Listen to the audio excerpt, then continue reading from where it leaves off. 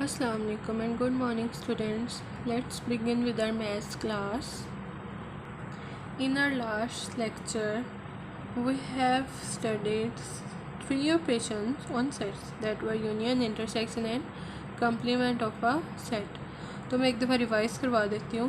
Union of set में क्या करते थे हम, जितने भी सेट्स दिए होते थे उनको हम इकट्ठा करके एक सेट की फॉर्म में लिख देते थे और कोई भी एलिमेंट रिपीट नहीं होता था। ठीक है। इंटरसेक्शन ऑफ सेट में क्या करते थे, हम सिर्फ कॉमन एलिमेंट्स लेते थे और कॉम्प्लीमेंट ऑफ सेट में हम लोग यूनिवर्सल सेट में से उस सेट के एलिमेंट्स को निकाल लेते थे और हमारे पास कॉम्प्लीमेंट ऑफ दैट सेट आ जाता था। ठीक है। आज हम लोग कुछ लॉज पढ़ेंगे। हमने ऑपरेशन ऑन सेट्स के 4 लॉज पढ़ने हैं। आज हम लोग फर्स्ट वाला पढ़ेंगे, that is commutative law of union and intersection on sets. ठीक है। मैं इसको डिफ़ाइन कर रही हूँ, देन हम लोग क्वेश्चंस की तरफ चलते हैं। If A and B are two sets, then the commutative laws with respect to union and intersection are written as A union B equals to B union A. This is commutative law over union. Second है intersection B equals to B intersection A, that is commutative law over intersection. ठीक है। अब ये उसने laws में क्या कहा है, फर्स्ट वाला देखें। उसने कहा ए यूनियन बी ले वो इक्वल होगा बी यूनियन ए के। ठीक है। पहले ए सेट लिख के फिर यूनियन लें बी सेट के साथ, उसका आंसर सेम आएगा अगर हम बी सेट पहले लिखें और यूनियन लें ए सेट के साथ। ठीक है। Same is the case with intersection. अब हम लोग क्वेश्चंस करते हैं तो ये आपको लॉज ज़्यादा क्लियरली समझ में आ जाएंगे।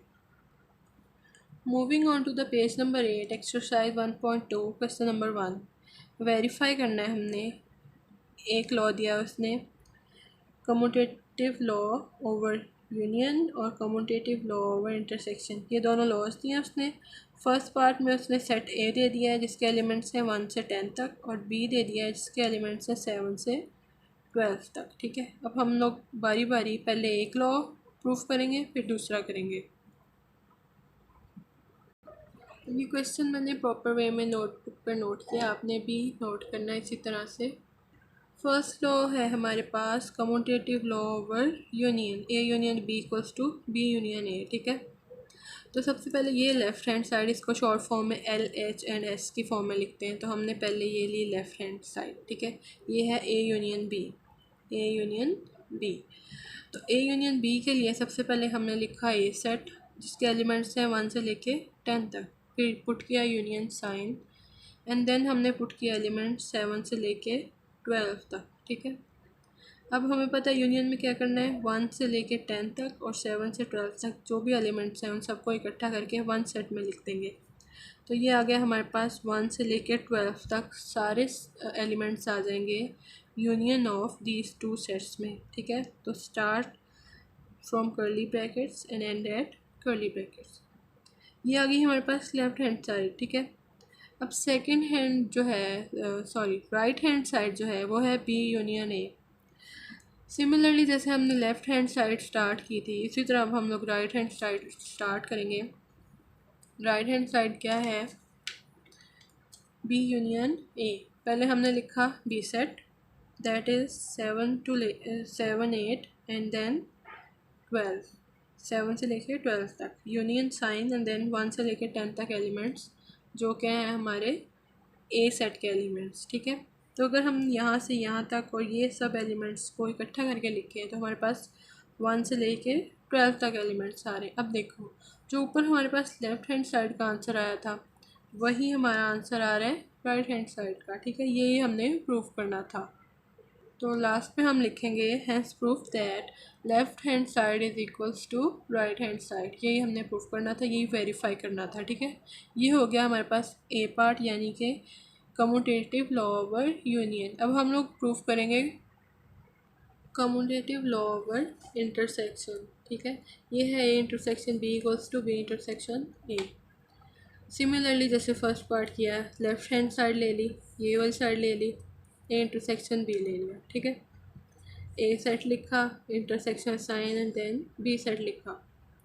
अब इन दोनों में कॉमन क्या आ रहा है, 7 8 9 एंड 10 कॉमन आ रहा है। ठीक है। अब इसमें 11 और 12 नहीं है, इसमें 1 से लेके 6 तक एलिमेंट्स नहीं है, ठीक है।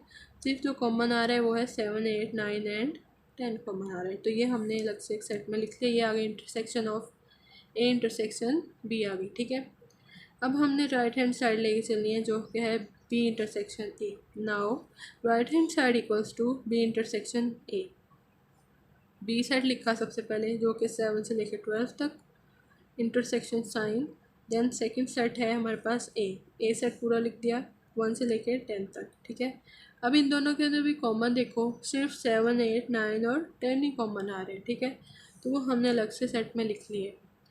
अब लेफ़्ट हैंड साइड और राइट हैंड साइड के आंसर्स देखो सेम आ रहे हैं, तो हमने प्रूफ कर दिया, hence proof that left hand side is equals to right hand side. यही हमने प्रूफ करना था, ठीक है।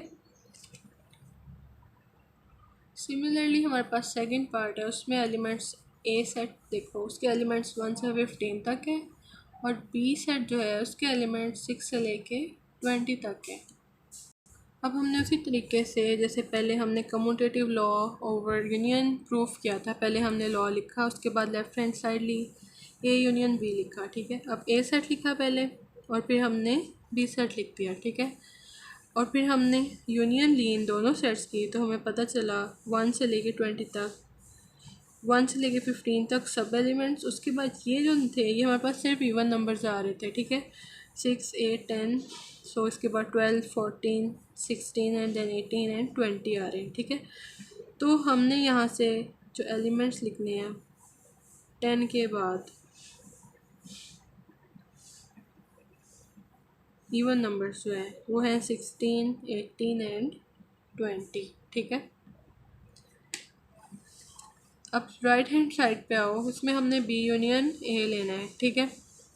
बी यूनियन ए लेने के लिए पहले हमने लिखा बी सेट पूरा और फिर यूनियन साइन एंड देन पूरा ए सेट लिख दिया, ठीक है।